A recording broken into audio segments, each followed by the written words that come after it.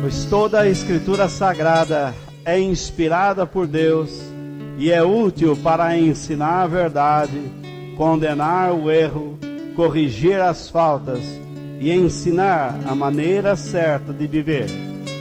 Isso para que o servo de Deus esteja completamente preparado e pronto para fazer todo tipo de boas ações.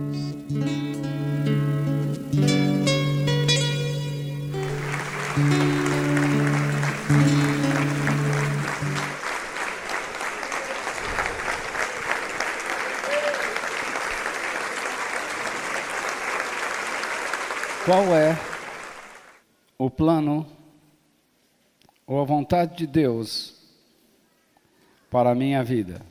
Faltou o olá.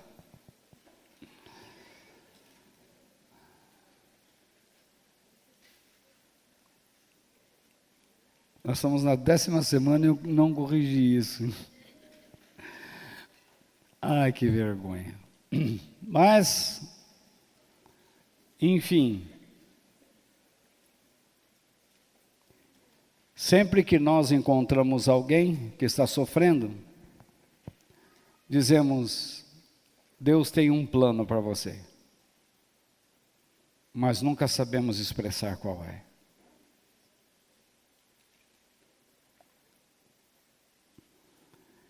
Se você convida alguém, ou chama alguém, na limpeza da sua casa, você dá um plano a essa pessoa. Senão ela não sabe por onde começar e as coisas não andarão bem.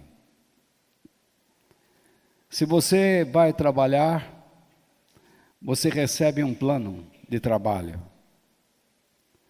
O lugar, a mesa, a atividade e o limite.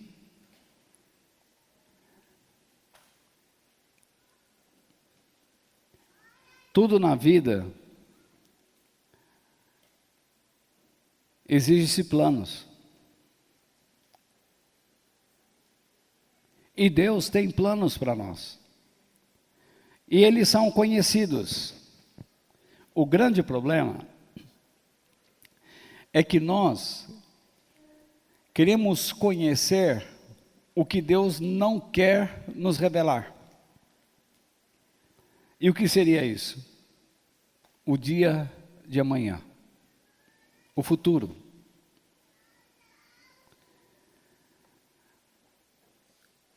Se eu encontrasse uma igreja que dissesse como seria a minha próxima semana, eu ficaria muito feliz.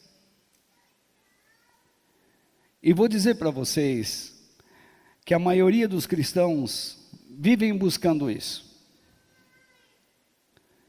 Há muitos pastores que vivem dizendo, tem um demônio na sua vida, eu estou vendo isso, eu estou vendo algo chegando, mas isso não significa o plano de Deus. Tudo que Deus nos dá, todo o sustento, toda a provisão, é para que nós realizemos os seus planos. O pão nosso de cada dia, que Ele nos dá, ou nos deu hoje, em forma de frango, de macarrão, de arroz, de feijão, de ovo, de bife, de batata, sei lá, salada de repolho. Enfim, o alimento que nós recebemos é para nos dar energia a fim de que cumpramos seus planos. Então, você busca uma revelação.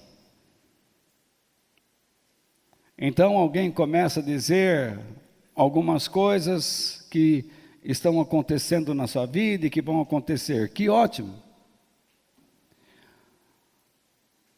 Mas se a pessoa não explicar para você como você tem que agir, aquilo não adianta nada. Você pode ter uma palavra do conhecimento, mas se você não tiver a sabedoria de como agir, você se perde. Se você não tiver discernimento, você se afunda. Se você não tem conhecimento da palavra de Deus, você não sabe nem o que fazer. Se você é uma daquelas pessoas que não prestam atenção, que não é dedicada, que não se compromete, então você não sabe o que fazer. Então, o seu patrão diz, olha, aqui está a sua mesa, aqui está o material, você vai ser isso na empresa. Mas se ele não explicar, não colocar alguém ao seu lado para explicar como você deve agir, você não sabe. Isso é óbvio. Nós temos o nosso manual de vida, que é a palavra de Deus. E nós devemos procurar aprender dela. Veja só, esta semana, uma senhora, uma jovem senhora, estava indo para a igreja. E seu bebê de 2 anos, uma menininha, foi vítima de uma bala perdida. E ela veio a falecer. Qual é o plano de Deus na vida dessa mulher? Adianta você chegar lá e falar assim, não, tenha fé, Deus tem um plano. Que plano? Matar minha filha?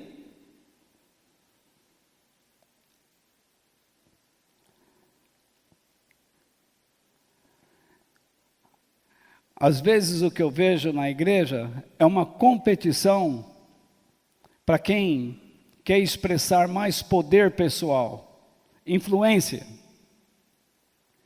e não propriamente a grandeza de Deus. A grandeza de Deus pode ser vista quando nós conseguimos conquistar coisas e também quando perdemos coisas. Davi conquistou o trono de Israel. Jó perdeu sua família. E os dois foram grandes. Expressaram a grandeza de Deus. Um ganhando, matando Golias. E o outro, perdendo os seus filhos e noras e toda a sua riqueza.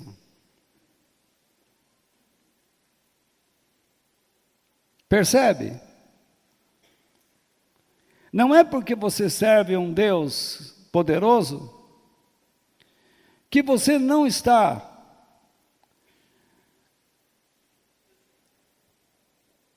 passível, que você não é passível de sofrer danos, prejuízos.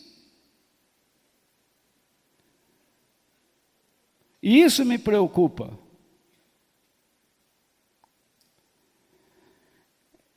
Nesta noite, qual é o plano de Deus para a minha vida?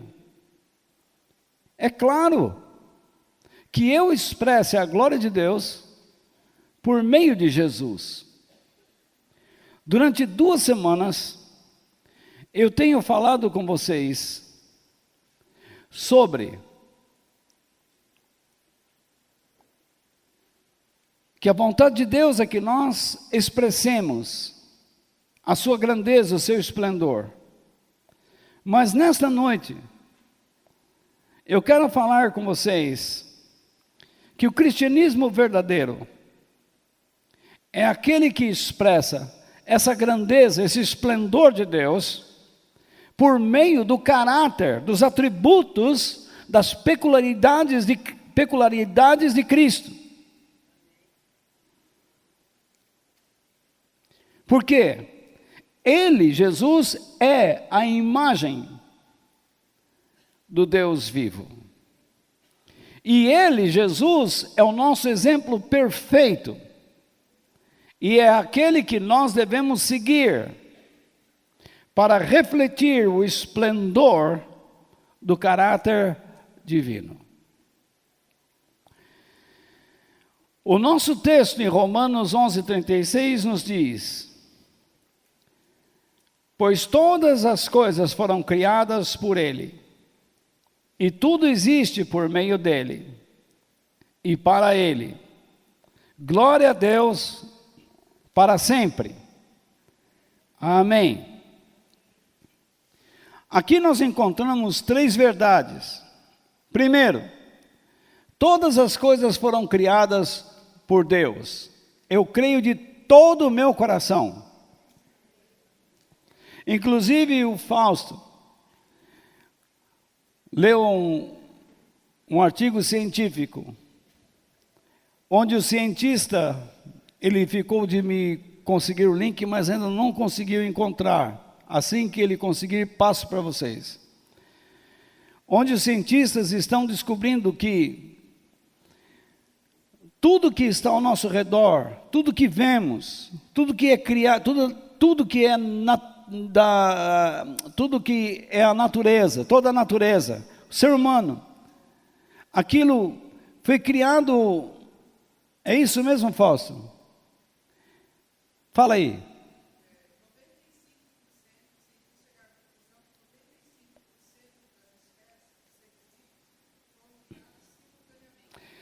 95% dos cientistas chegaram à conclusão que 95% dos seres vivos foram criados instantaneamente.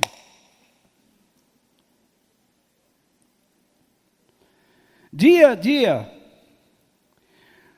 nós vamos descobrindo coisas, como eu passei a vocês, que a constituição do ser humano, não importa a sua cor, prova que nós descendemos de uma só pessoa. Na verdade, não existe raças. Nós é que definimos as pessoas assim.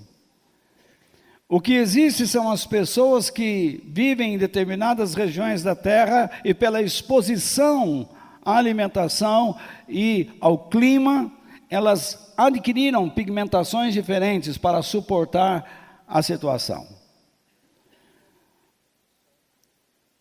Mas na verdade não existe raças, existe uma coisa só, o ser humano, criado à imagem e semelhança de Deus. Isto quer dizer, criado para refletir Deus.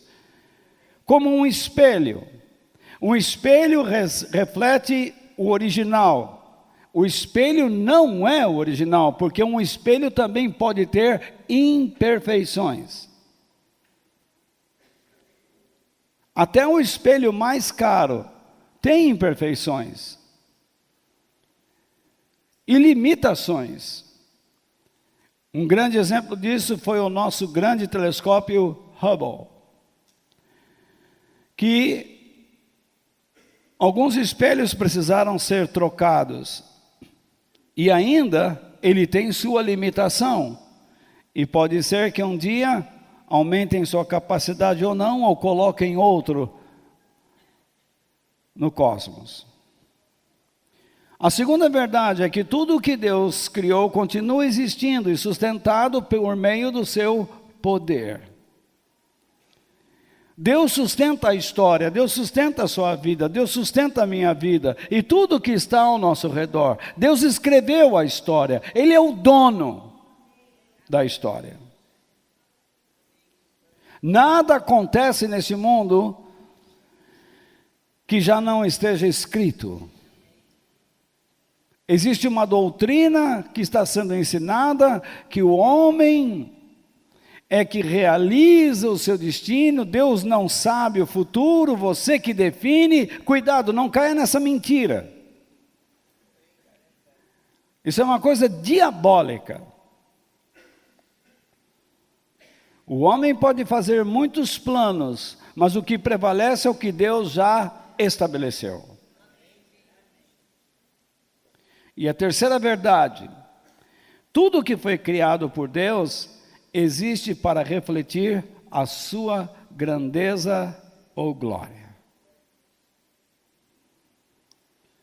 Então, todas as coisas foram criadas por Ele, e tudo existe por meio dEle, porque Ele é o Pai da vida, Ele é o sustentador da vida, Ele é o provedor da vida. E tudo que Ele criou e existe, vive para Ele. Então, nós precisamos aprender uma coisa: que tudo que fizermos antes de ser para nós ou para alguém, tem que ser para Ele.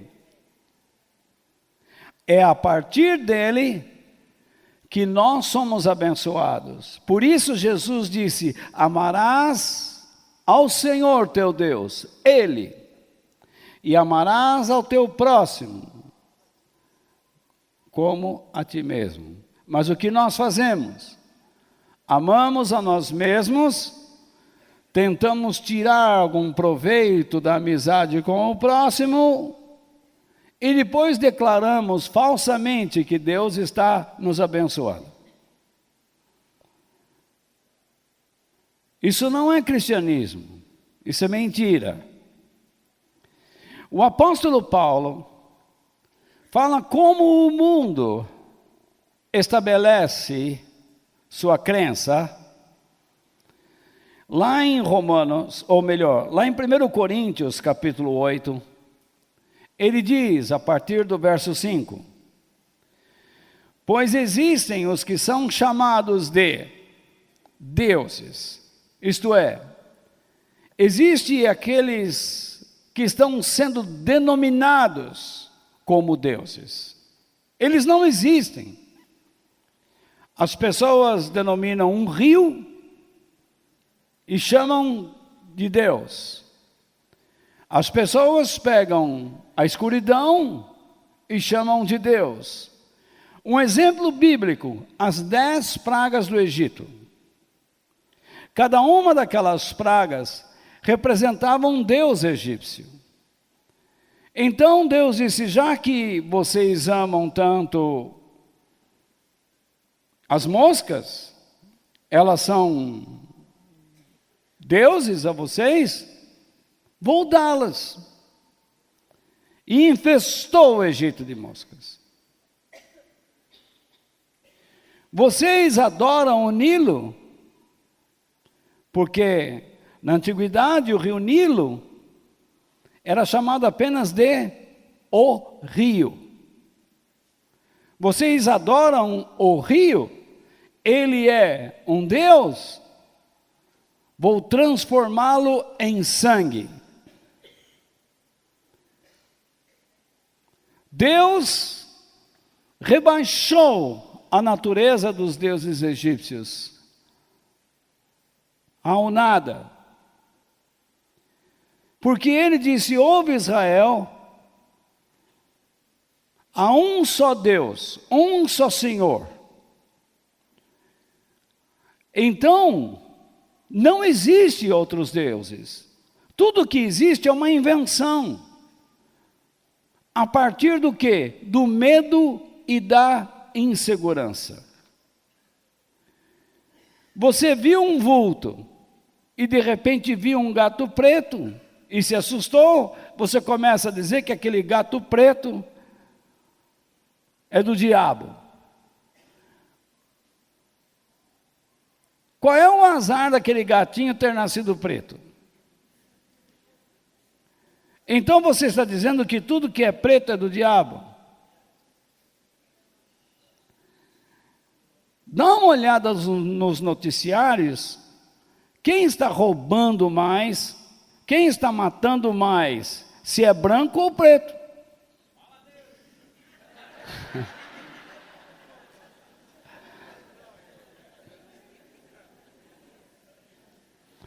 Então nós temos que chegar à conclusão que os brancos são demônios e os negros não. O problema não está na cor, o problema está no caráter. Se você é uma pessoa vazia, você tem medo do escuro, você tem medo da luz, você tem medo de tudo. E se você não souber lidar com as situações, você vai procurar pessoas com crendices e elas vão entorpecer sua mente. Então existem os que são chamados, isto é, os que são nominados como deuses, tanto no céu como na terra, como também existem muitos deuses, isto é, que têm sido adotados e escolhidos, e muitos senhores que estão sendo escolhidos para serem donos, mestres e soberanos. A ideia é essa. Não sei se vocês estão entendendo o que eu estou colocando aqui. O que eu estou dizendo aqui é que, quando o mundo fala existem deuses, na verdade não existe. As pessoas nominam um homem, uma ave, um réptil, um mamífero, um vertebrado, um invertebrado, enfim, ele nomina quem ele quer como Deus. E a esse Deus, o que ele faz?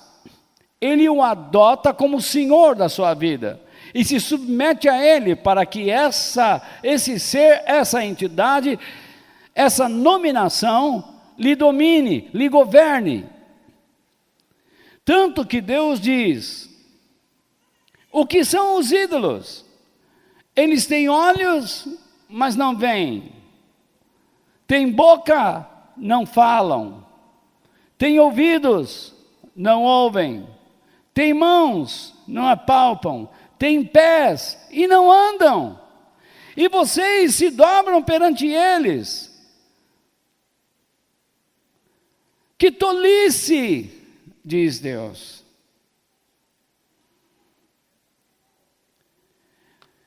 Então agora, Paulo dá o conceito cristão.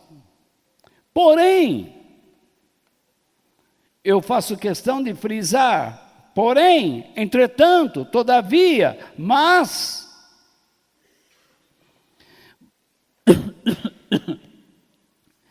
para nós existe somente um Deus. É assim que eu tenho que crer, um Deus, o Pai e Criador de todas as coisas. Olha lá, para quem nós vivemos.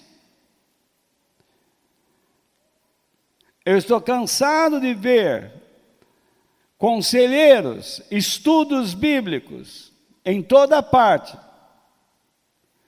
ensinando você como viver com essa pessoa, como viver com aquela, como o marido viver com a mulher, como a mulher viver para o marido, como o filho viver para o pai, como o pai viver para o filho. Isso é importante? É. Mas se eles não souberem viver para Deus, eles não saberão viver um para o outro. É perda de tempo.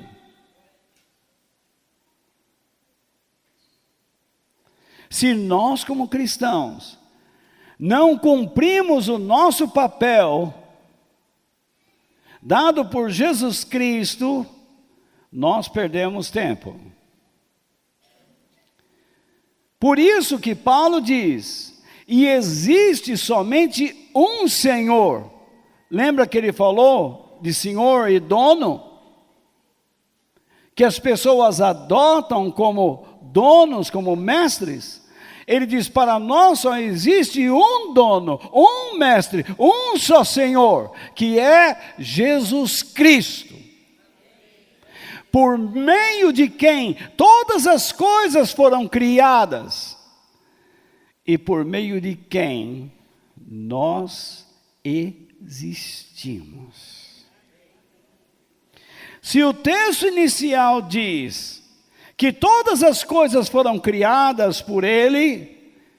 Deus criou todas as coisas por meio de Jesus Cristo, que é denominado na Bíblia como a palavra de Deus viva. No grego ele é o Logos, isto é, toda a palavra que sai da boca de Deus é Jesus. Ele expressa tudo o que Deus diz. E tudo existe por meio dele. Isto é, por meio de Jesus, todas as coisas se sustentam em Deus. E diz que todas as coisas criadas e que se sustentam em Deus, devem existir para Ele, portanto, por meio de Jesus.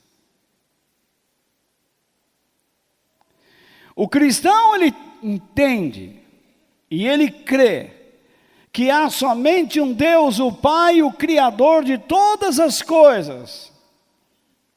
O cristão autêntico, ele vive para agradar a Deus, ter prazer em Deus. Como é difícil tentar explicar isso às pessoas. Às vezes eu me sinto remando contra a maré, remando contra um rio caudaloso. Porque as pessoas querem o quê? Soluções rápidas. Vivemos numa época de fast food, de drive-in, onde você passa, aperta um botão, diz o que quer e logo em seguida você tem. Mas a vida não é assim. Você não entra numa escola e na semana seguinte já tem o diploma. Você tem que ralar. Se você quer adquirir conhecimento, você tem que ralar. Se você quer se aproximar de Deus, não se iluda. Você tem que ralar.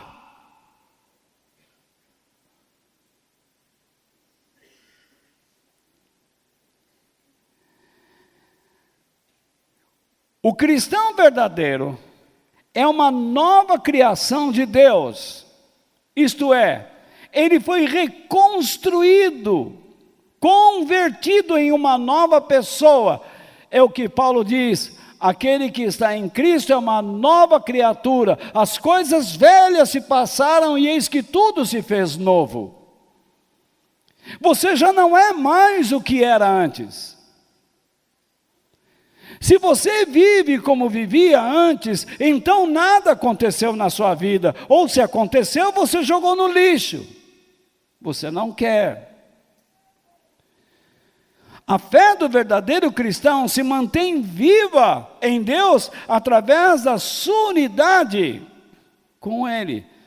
Como? Por meio do Espírito Santo que habita nele e da palavra de Deus que ele lê todos os dias.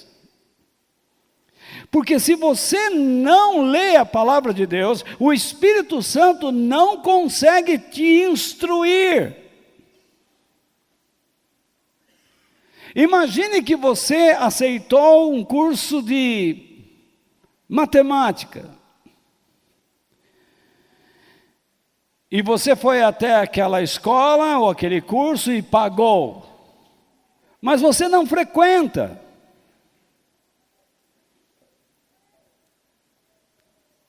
Você tem um curso, você tem um professor, mas não tem a matéria. E se o professor lhe perguntar, como você vai explicar?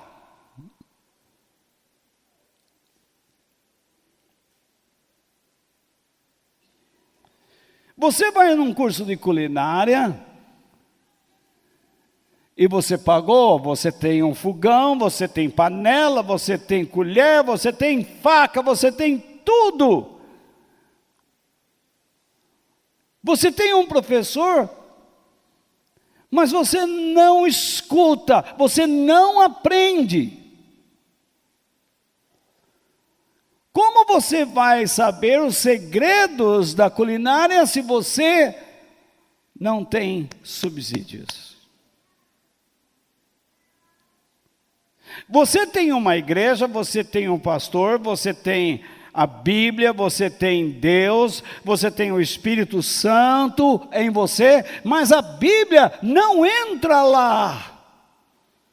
Como o Espírito Santo poderá dizer que isto é a verdade ao seu coração?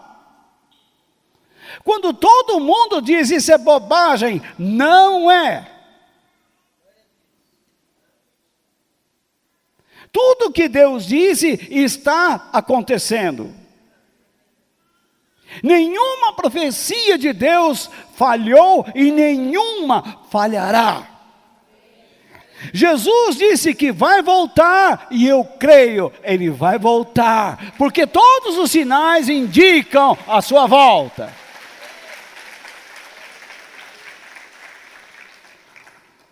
O cristão verdadeiro, então, vive para glorificar, isto é, projetar, refletir a Deus, porque foi criado para Ele. Como um filho honra seu pai e sua mãe? Espelhando aos outros a sua família. Como um marido reflete a sua casa, falando bem de sua esposa e seus filhos a outras pessoas. Assim também a mulher deve fazer. Nós o tempo todo refletimos alguma coisa. Se você está dizendo alguma coisa triste sobre a sua casa, é porque você está refletindo que lá existem problemas.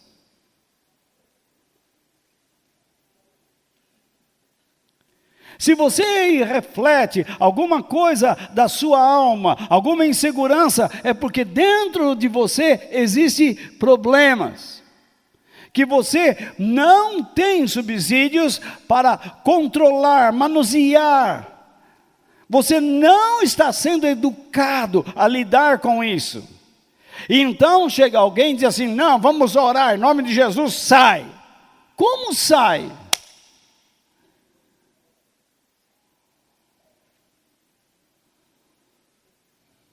Você pode expulsar o demônio de uma pessoa e ele sai.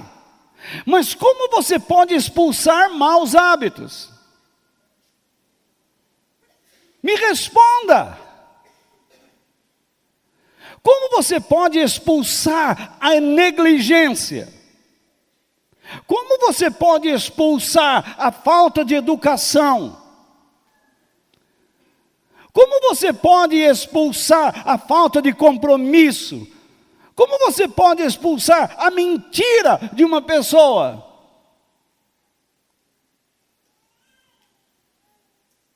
Se ele tem o hábito de mentir, se ele tem o hábito de dizer, estou desgostoso com a igreja, porque falaram isso e isso, você vive para Deus ou o quê? Como eu vou expulsar essa mágoa que você está alimentando idiotamente? Bobagem. Você não está vivendo para Deus, você justifica a sua falta de compromisso, você justifica a sua frieza, o seu desinteresse, julgando o outro como culpado.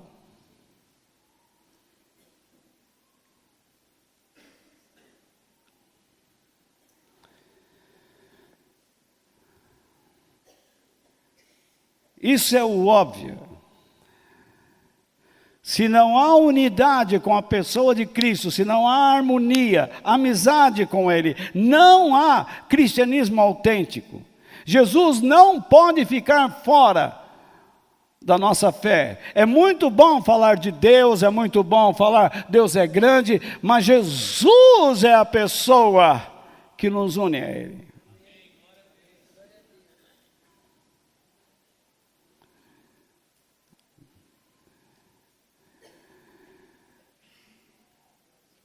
Esse compromisso de unidade com Cristo se dá sim por meio do esforço pessoal.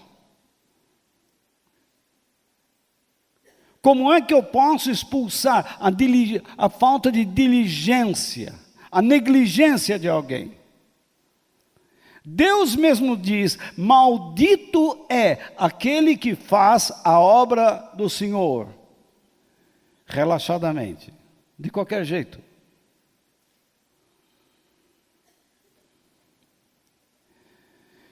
Eu, antes de estar aqui, passei para vocês todo um material. Alguns em casa dão uma olhada e dizem assim: bom, esse aqui hoje eu não vou.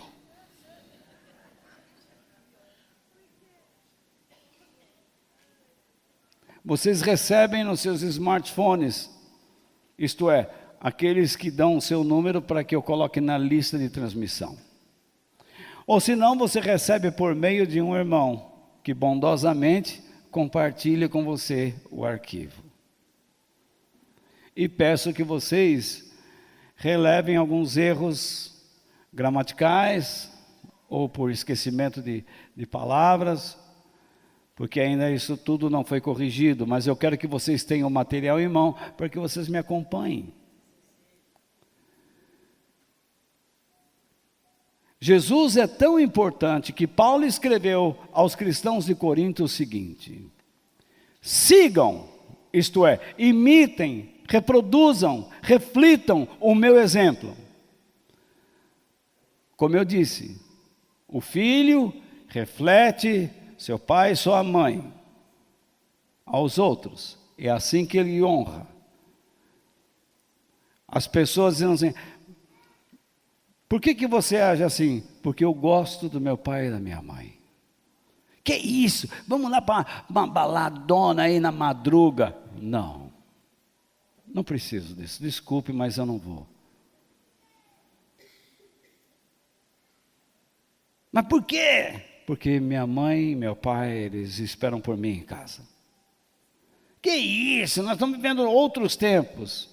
Eu agradeço a sua preocupação, mas eu fui educado dessa maneira e eu sinto uma segurança, um amor muito grande do meu pai e da minha mãe por mim. Você não precisa ser mal educado, mas você pode transmitir as verdades com justiça e a pessoa fica num balaio de gato. Porque tudo que ele quer é fazer você desobedecer seu pai e sua mãe e tirar os olhos de Deus. Quando você reflete e honra seu pai e sua mãe, é porque você está olhando primeiramente para Deus. Então, imitem, reproduzam, reflitam o meu exemplo, como eu sigo. Isto é, como eu imito, reproduzo e reflito o quê? O exemplo de Cristo. Então, Cristo não é só para ser adorado, Ele é para ser seguido e refletido.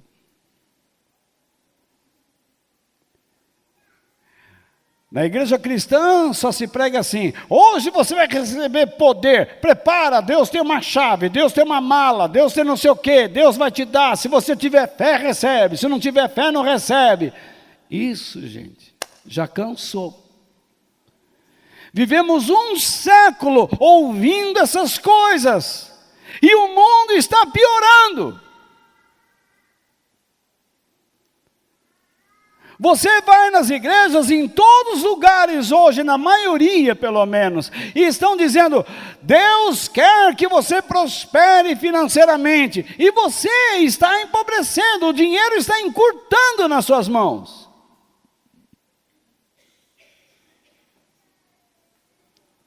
Só você sabe o quanto você tem que ralar semanalmente para colocar em casa os pés de frango.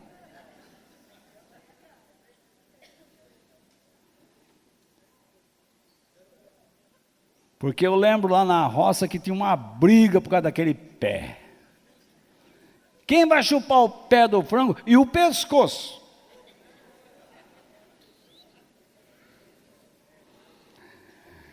E talvez vocês nem acreditem, tinha uma terceira briga. Quem é que vai comer o coranchim?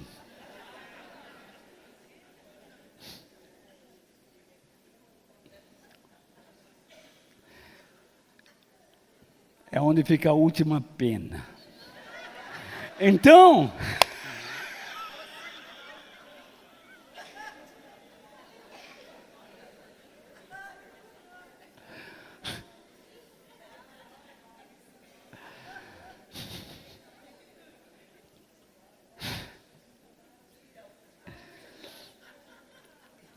quando Paulo diz, imitem o exemplo,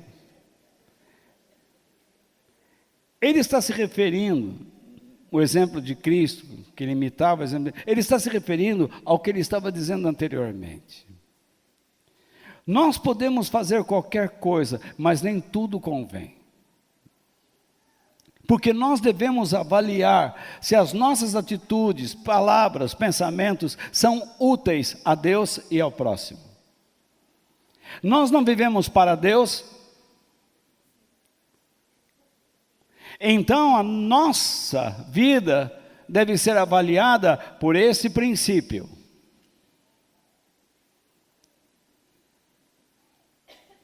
O que eu faço? Se eu toco, se eu ensino, se eu canto, eu faço para me satisfazer ou faço para engrandecer, para mostrar uma glória maior que a minha? Eu vivo pelo princípio de João Batista, é necessário que eu diminua para que ele cresça.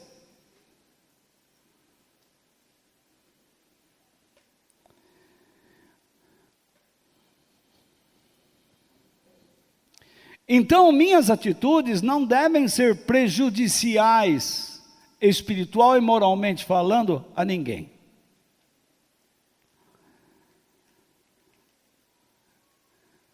O apóstolo Paulo, ele sempre procurava refletir o caráter de Cristo em todas as circunstâncias, diante de todas as pessoas. Por que Jesus? Porque ninguém mais honrou a Deus do que ele. Ele viveu inteiramente para a glória de Deus. E a Bíblia ensina que nós devemos viver à sua semelhança. Portanto, imitar Jesus é um ato de obediência, que revela uma fé verdadeira, ou seja, fidelidade, submissão genuína e uma vida de rendição a Deus.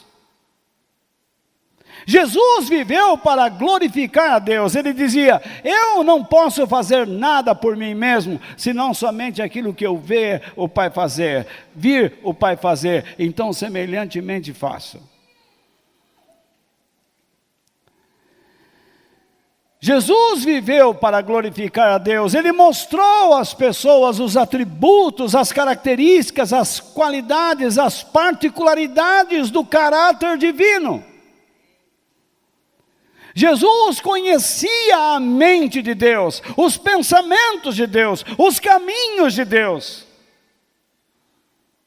E tudo isso podia ser visto claramente na sua vida. As pessoas diziam, nós conhecemos os nossos mestres, mas ninguém ensina como ele. Por quê? Porque Jesus fazia com que as pessoas pensassem, exercessem trabalho mental.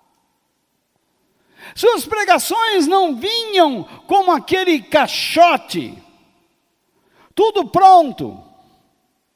Deus é isso, Deus é aquilo, creia nisso, acabou. Não, por que Deus é assim? Por que Ele faz isso? Por que você tem que crer assim? E ele mostrava, ele dava exemplos da vida diária, e as pessoas enxergavam a si próprias, dentro daquelas situações, e eles diziam, meu Deus, quem é este?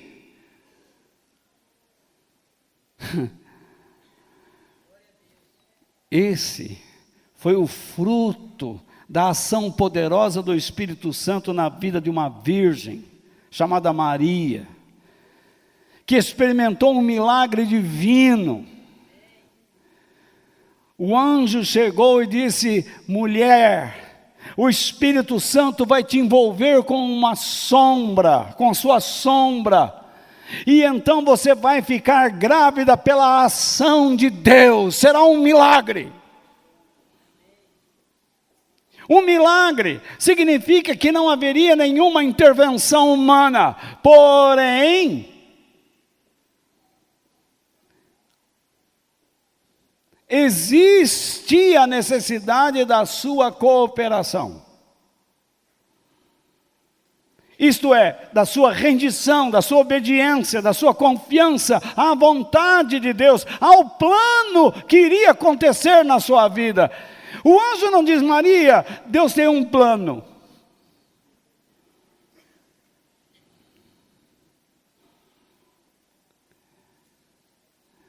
Ele disse: você vai ficar grávida, e o ente que vai nascer, você vai colocar o nome dele de Jesus, e ele será Emanuel. O que é Emanuel? Deus conosco. Olha só, ele iria expressar Deus, a glória de Deus entre os homens. Pai, eu dei a eles a tua glória.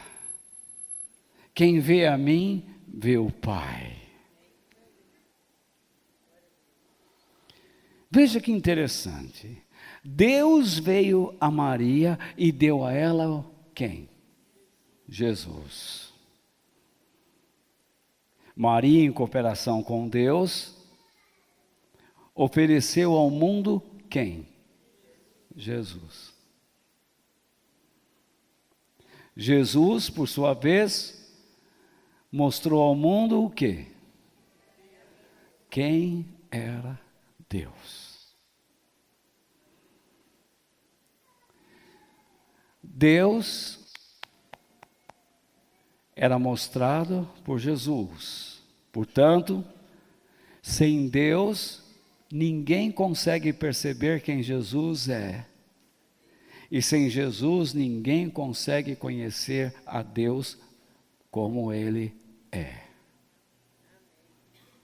E qual é o papel do cristão em tudo isso? É através do cristão, é através da sua e da minha vida, por meio das nossas palavras e ações, que a realidade divina é refletida neste mundo. Por isso nós somos comparados ao sal e à luz. Jesus disse: vocês são o sal da terra. Se o sal perder o sabor, para nada mais presta. Há pessoas que estão nesta igreja que não dão mais sabor nos lugares onde elas estão. Elas não levam nenhuma identidade. Elas não expressam mais nada. Imagine você levar um sal insípido para salgar a comida de alguém. Você pode jogar uma tonelada de sal, encher a panela de sal, e quando você experimentar, nada salga. Porque num desses fenômenos da natureza, que eu não sei explicar cientificamente, o sal pode vir a perder o seu sabor. E Jesus disse que nada mais presta para ele a não ser jogar fora e fazer pavimentação com ele.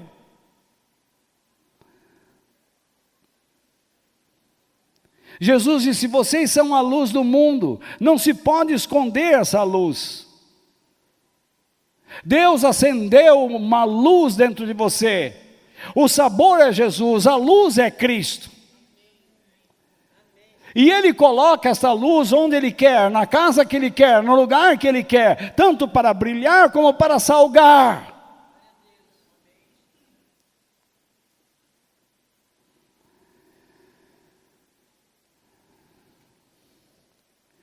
Não somos nós que brilhamos.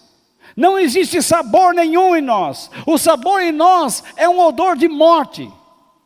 O que existe em nós não é luz, é escuridão. Se existe algum sabor, está na vida daquele que habita em nós. Se existe luz, está na vida daquele que habita em nós. Digo, Jesus Cristo, o nosso Senhor.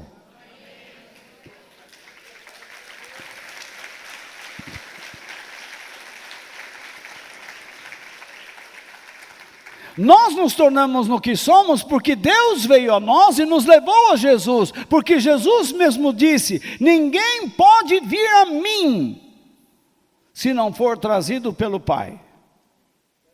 Será que a Bíblia está errada?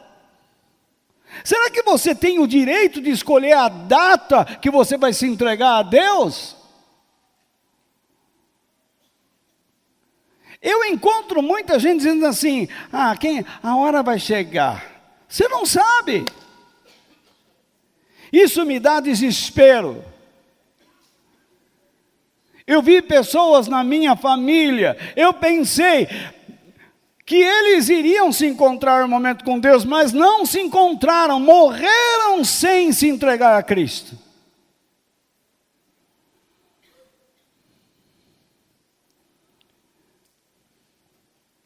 Alguns que estão aqui se entregaram a Cristo, mas perderam o sabor. Não tem mais brilho, não reluzem. Jesus disse: brilhem diante dos homens, para que as pessoas, vendo o que vocês fazem, glorifiquem a Deus. Isto é, quando você mostra a Deus, as pessoas veem. Você ouve constantemente as pessoas dizendo: onde está Deus? Onde está o amor? Onde está a paz? Eu sei onde está, é em você, em mim. O problema é que nós não praticamos o que Deus pediu que praticássemos. Então essas coisas estão se esgotando, se extinguindo. Tanto que Jesus disse: o amor de muitos se esfriará. Qual é o papel principal do amor? É o perdão.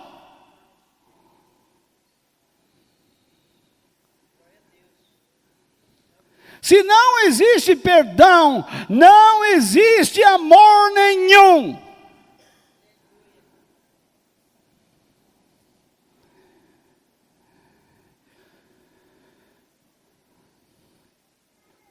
Nós conhecemos Jesus porque Deus nos ensinou quem Ele é. E a partir daí começamos a falar para as pessoas sobre a importância de se voltar para Deus. Mas alguns aqui não conseguem falar nada, porque não sabem nada. Chegaram até Jesus, mas não o respeitam como a palavra de Deus.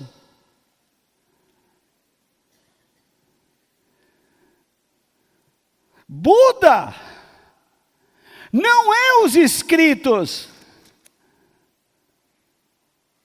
Com todo respeito, o Alcorão não é Maomé. Mas a palavra de Deus é Jesus.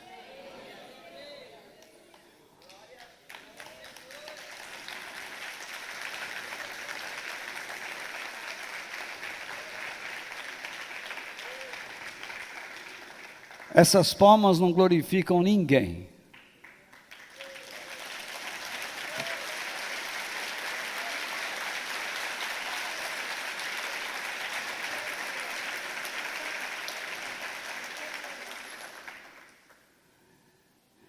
Nós somos convencidos que estávamos afastados de Deus. O Espírito Santo nos convenceu.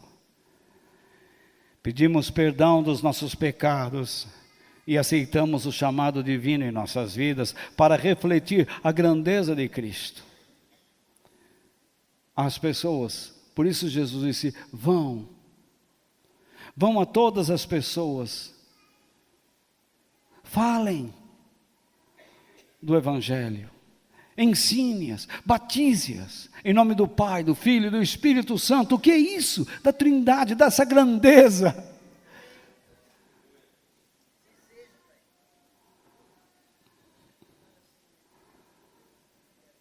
E ensine-os o quê? A guardar tudo que tenho ensinado. Mas como é difícil você tentar ensinar pessoas negligentes, indisciplinadas. Porque as pessoas que acham que estão na igreja, pelo menos as ocidentais, não gostam de aprender. Nós vivemos em um país que está descobrindo o valor da educação no século 21. Imagine 5 séculos de existência e vivemos como o quê? Súditos da ignorância.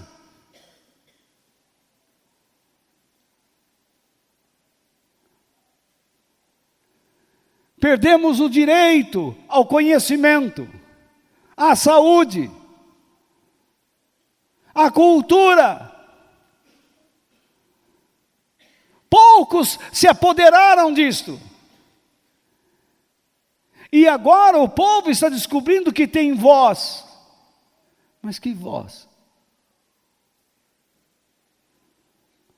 Nós encontramos muitas vozes.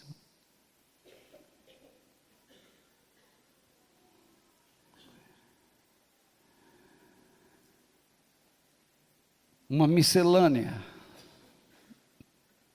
E se nós não nos preocuparmos, como Pelé, na sua despedida do futebol no Brasil, disse: cuidem das nossas crianças, elas foram deixadas de lado.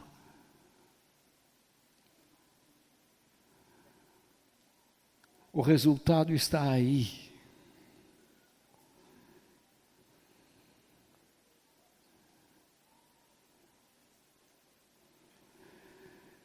Enfim,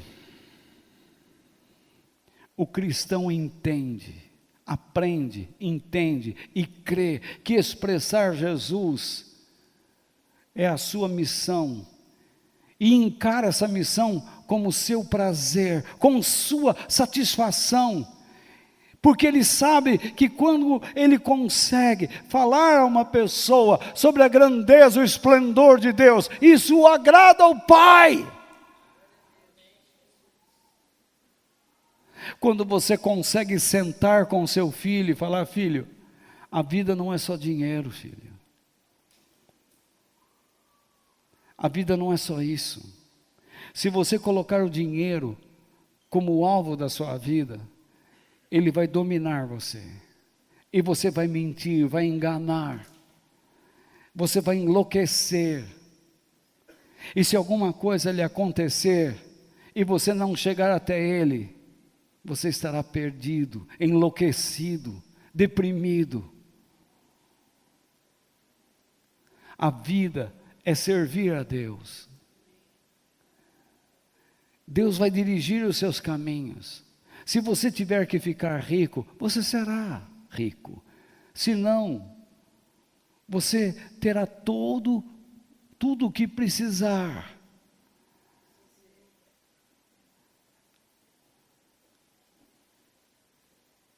Mas seja um homem íntegro, seja diferente. Mostre às pessoas o caráter que Deus colocou em você. Que não é o seu.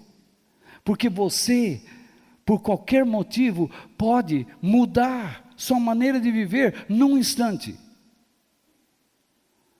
Há pessoas aqui que quando estão com pessoas que enchem a cara, enchem a cara. Quando vocês estão com pessoas que falam palavrão, vocês falam palavrões.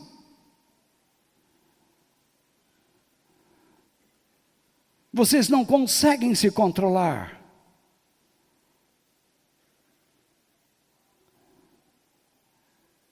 Porque falta um amor profundo com o Pai. Falta o compromisso com Ele. Quem está falando com você é um homem apaixonado por Deus e pela sua igreja.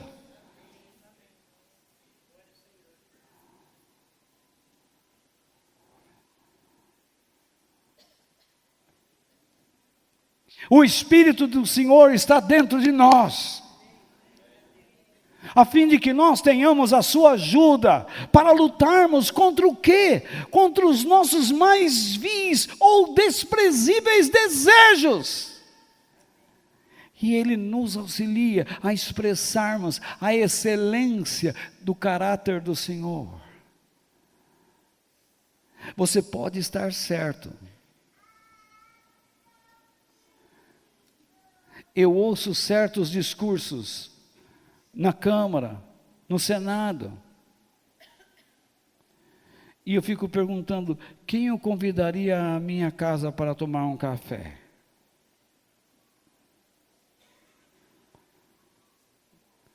Você sabe quem descartar? Eu olho na lista de pessoas que conheci, quem eu gostaria que estivesse mais próximo? Quem eu considero verdadeiramente amigo?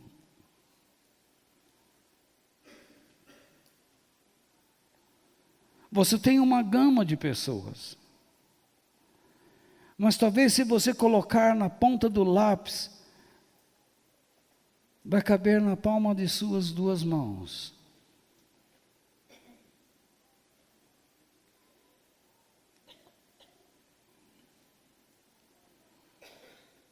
Deus está olhando para esta congregação. Ele chamou cada um de vocês.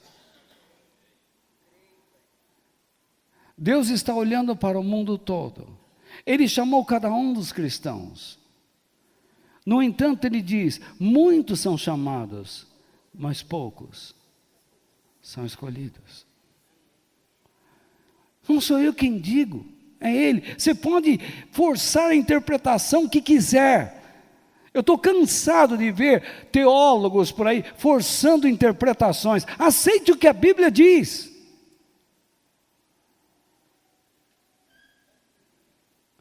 Eu espero que você esteja entre os poucos. Mas com toda certeza há pessoas aqui que vão sobrar. Que Deus não pode contar, porque você se exclui. Ele deu tudo que você precisava, mas você não se empenha, você é sonolento, displicente.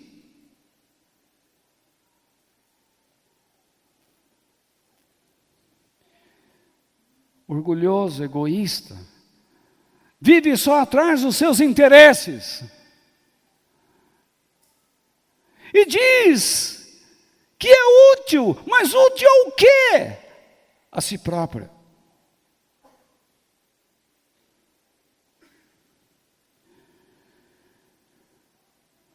Quando nós expressamos o caráter de Jesus, como Ele é?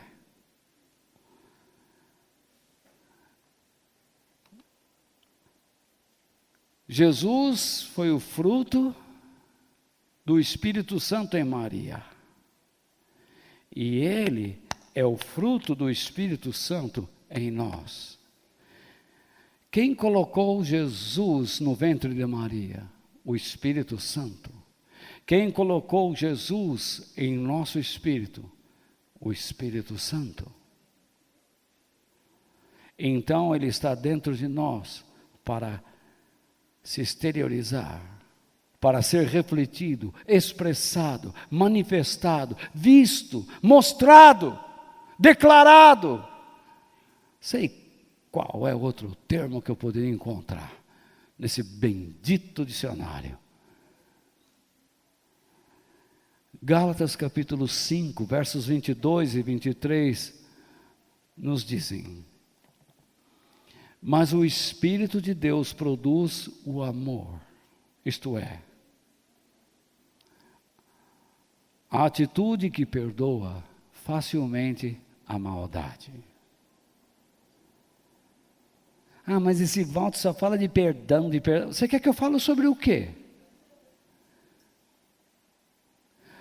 Jesus foi claro: se vocês não perdoam, não vão ser perdoados. Não tem conversa. Não tente mudar o que ele disse. Está dito, está dito. Perdoa os nossos devedores, assim como perdoa os nossas dívidas, assim como nós perdoamos aos nossos devedores. Se eu não perdoo, não sou perdoado. Jesus disse: com a medida que você mede, você vai ser medido.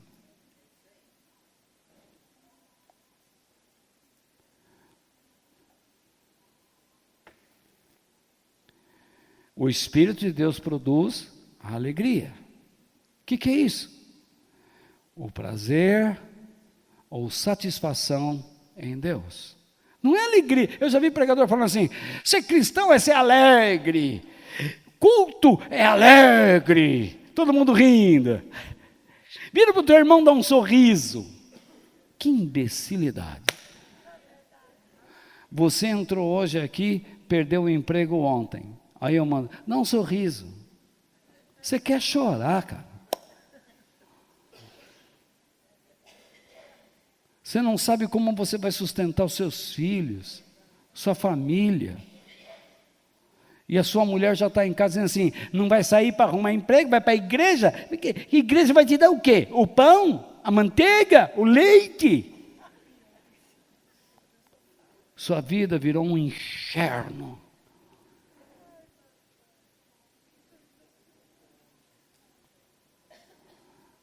E agora? Você estava trabalhando, ganhando, de repente uma doença o acometeu. Tudo brecou. E eu digo assim: profetiza para o teu irmão. Outra imbecilidade. Desde quando você tem o poder para profetizar a hora que quer? Esses homens perderam o respeito. Porque a palavra de Deus diz: ai daquele que diz que eu falei quando não falei. Se você fala alguma coisa para o teu irmão que Deus não falou, você será punido por isso. Eu não quero que você fique torcendo o que eu digo. Nem você quer que eu viva torcendo as suas palavras. Você quer que eu o respeite, e espero que você me respeite. E Deus diz: me respeite. Do contrário, eu o rejeito. É o que Deus diz. A alegria não é essa bobagem. Eu sou cristão, vou sair na avenida. Bobagem. Essa alegria é uma satisfação. Paulo diz: aprendi a viver satisfeito em Deus, tanto quando tenho muito, como quando não tenho nada. Eu aprendi a viver satisfeito com Deus nas diferentes situações, porque eu entendi que posso todas as coisas naquele que me fortalece. Eu já vi gente dizer assim: eu posso todas as coisas, vou adquirir milhões. Não é isso que Paulo está ensinando. Você pode sobreviver na escassez e sobreviver na abundância, sem mudar o rumo da sua vida, pela força que Deus te dá. Hoje você não tem uma mansão e talvez nunca terá. Talvez você tenha uma mansão e amanhã pode não ter, ou vai manter. O problema não é o que você tem, é quem você é. E para quem você vive.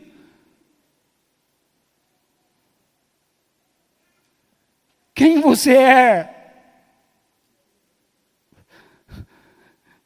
E para quem você vive.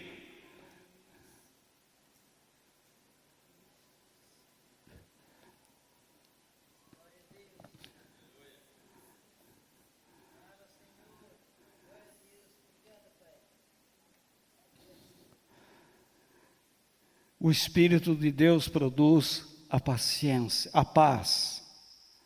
O que é isso? A harmonia, a amizade com Deus. Acabou a guerra, você se entregou a Ele, você era inimigo dele, agora é amigo. O Espírito de Deus produz a paciência. Que é isso? Perseverança, firmeza. Você não desiste.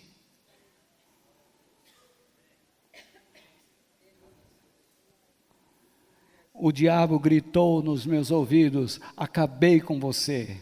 Comigo você acabou faz tempo, mas não com aquele que habita em mim. Maior é aquele que habita em mim do que aquele que está no mundo.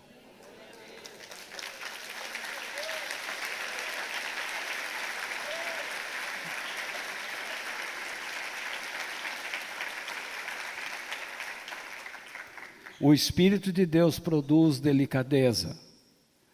É a predisposição para ser agradável. Há pessoas desagradáveis que você convida uma vez só.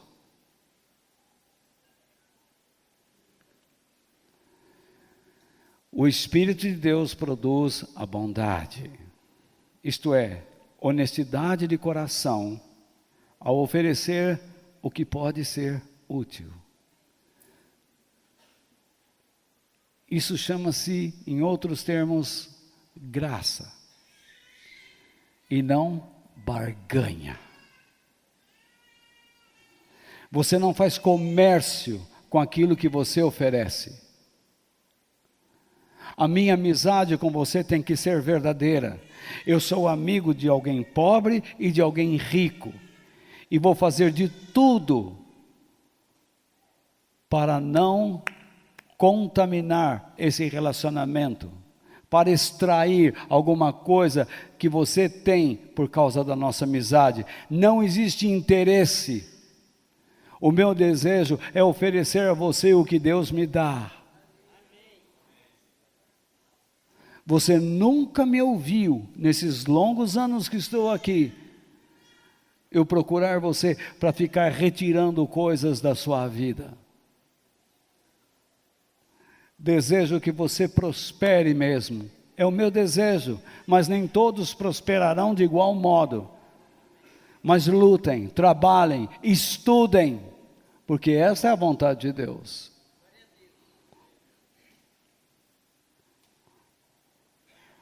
Não seja um aleijado de mente. Não tenha uma mente aleijada, incapaz de percorrer os pensamentos e os caminhos de Deus. O Espírito de Deus nos dá a fidelidade. Isso é uma outra característica de Jesus. Fé, confiança, obediência. Ele nunca agiu por si mesmo. Dá o passo da fé, irmão, tem que crer. Como é que você aceita? Já ouvi telefonemas. Você está doente, Walter? Fiquei doente. Como é que você aceita isso? Do mesmo jeito que eu estou aceitando, você fala comigo.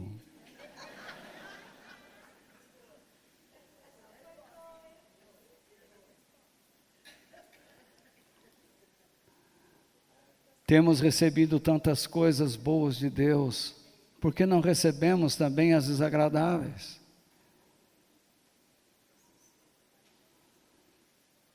O Espírito de Deus nos dá a humildade, outra característica, outro atributo de Cristo. Humildade é rendição, submissão. Jesus disse: felizes são os pobres de coração, porque deles é o reino de Deus. Jesus não disse: felizes são aqueles que se acham importantes, porque eles vão ter o reino, o poder de Deus. Não, ele disse: felizes são aqueles que se rendem, que se submetem a Deus. porque deles é o reino do Senhor e todas as promessas do Pai. O Espírito de Deus nos ajuda a termos domínio próprio, controle sobre os desejos e paixões carnais. Não aguentei, porque não quis. Estou com ódio. Controle-se. Qual foi a palavra que Deus deu ao Caim? Caim, eu sei o que você quer fazer.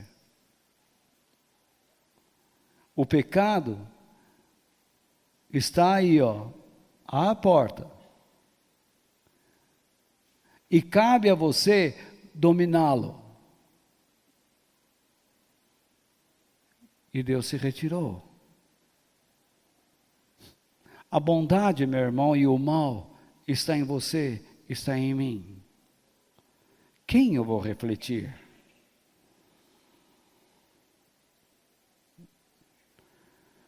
Eu não consigo refletir nenhuma dessas coisas sozinho, por mim mesmo. Eu preciso da ajuda do Espírito Santo. E quando eu expresso essas características de Cristo, então me torno útil a Deus e às pessoas. Quando eu reflito isso, eu agrado a Deus, assim como Jesus o agradou. Quando eu reflito, eu percebo que a minha fé e o meu cristianismo se tornam verdadeiros. E então causa impacto nas pessoas. E a minha vida então se enche de poder. Eu estou cansado de ver gente em oração com o joelho no chão. Deus me dá poder, enche minha vida com o Espírito Santo. Livros são escritos, encham-se do Espírito Santo, jejuem, orem. Mas nenhum deles fala, pratiquem, expressem isso aí. Poder para quê? Para expulsar demônio, para curar doente. Eu ouvia isso no seminário. Eu preciso do poder de Deus para não ser eu mesmo. Eu preciso do poder de Deus para crucificar a mim mesmo. Eu preciso do poder de Deus para expressar aquele que veio, morreu e ressuscitou por mim.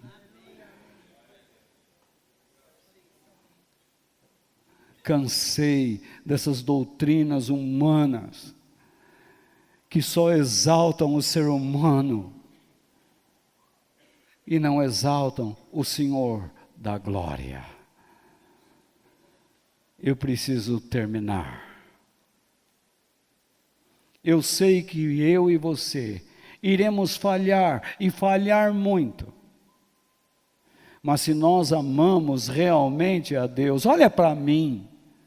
Mas se nós amamos realmente a Deus, e se Ele de fato está no controle de nossas vidas como Senhor, como nós lemos no início, porque nós cremos em um só Deus, em um só Senhor que é Jesus Cristo, e se Ele está no controle da minha vida e da sua,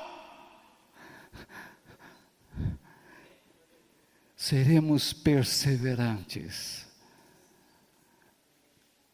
nesse trabalho, em refletir Jesus. Senhor, eu falhei, não fui humilde, me perdoe, mas eu quero ser. Senhor, eu não fui paciente, me perdoe, mas eu vou procurar aproveitar as oportunidades que Tu me deres. Senhor, eu não fui honesto. Confesso que quando eu conversei com aquela pessoa, eu disse, puxa, essa pessoa vai me ajudar muito. Não é isso. O Senhor não trouxe essa pessoa para eu pensar que ela vai me ajudar. O Senhor colocou essa pessoa na minha vida para eu dar a ela o que o Senhor está me dando.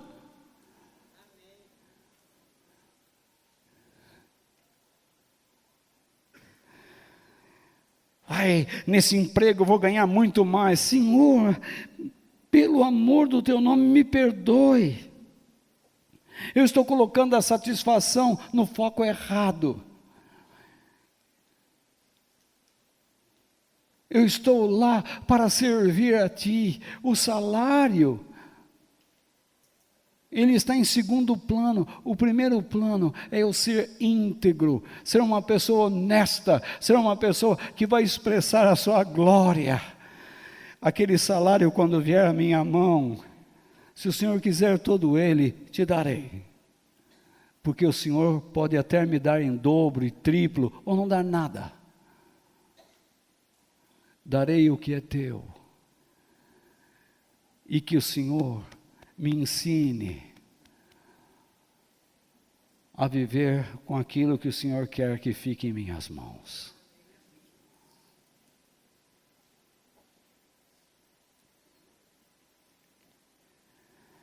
Aquele que se esforça para expressar a glória de Deus, está sempre disposto a lutar contra si mesmo, contra os seus desejos carnais, isto é, da sua natureza humana decaída ou afastada de Deus.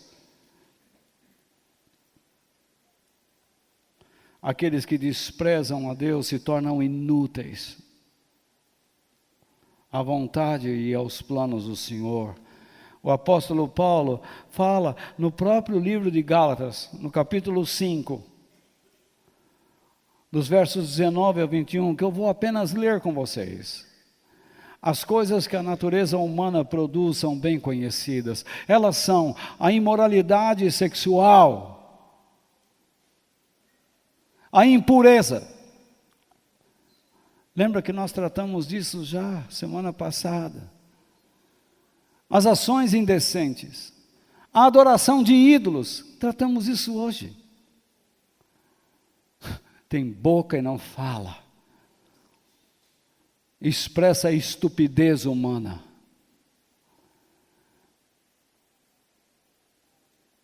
A adoração de ídolos, as feitiçarias, droga, isso é droga. Você quer alguma droga? Eu disse a vocês a semana passada, a pornografia age no cérebro como o mais grave entorpecente, como a cocaína. As inimizades, as brigas, as ciumeiras. Você tem ciúmes de um irmão, por quê?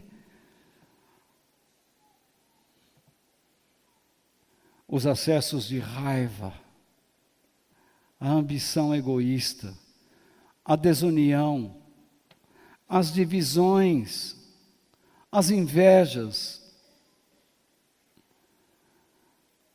as bebedeiras, as farras. Por que você tem que fazer festinha de madrugada? Para deixar o seu pai e sua mãe com o coração na mão. Ah, porque é normal. Não é normal para você, que é filho de Deus. Quer uma prova? Vá nessa festa e comece a falar para um e para outro com delicadeza o plano de Deus na sua vida, e eles vão enxotar você.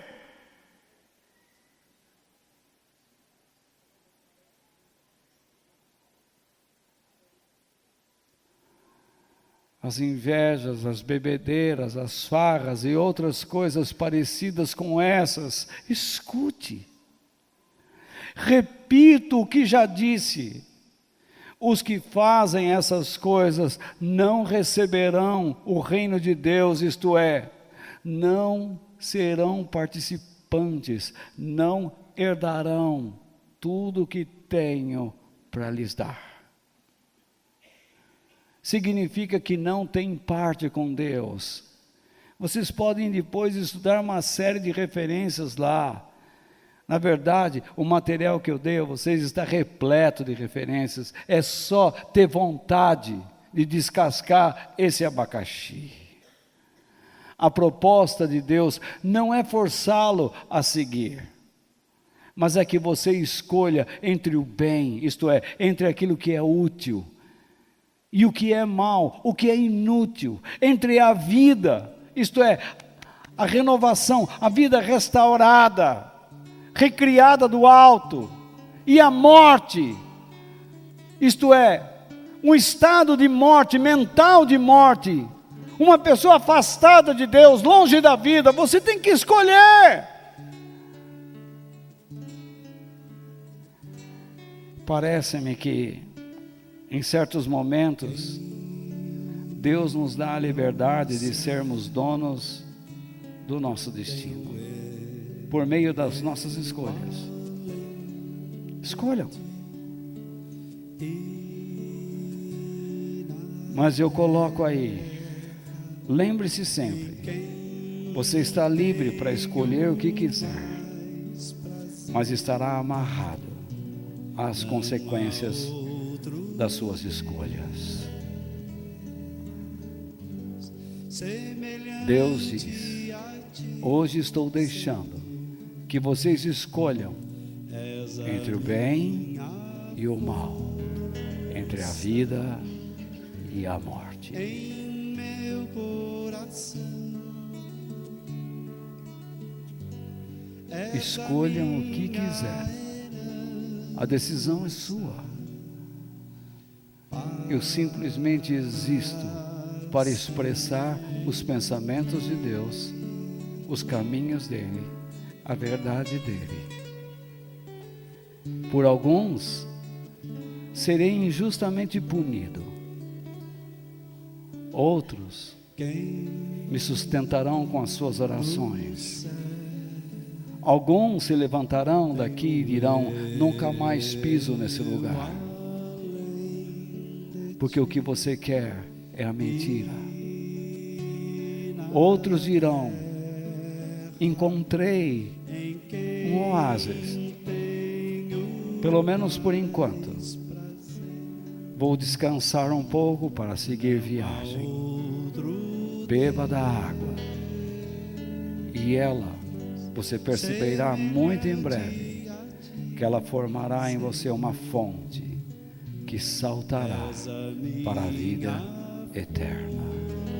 Que Deus nos abençoe. em meu coração, essa minha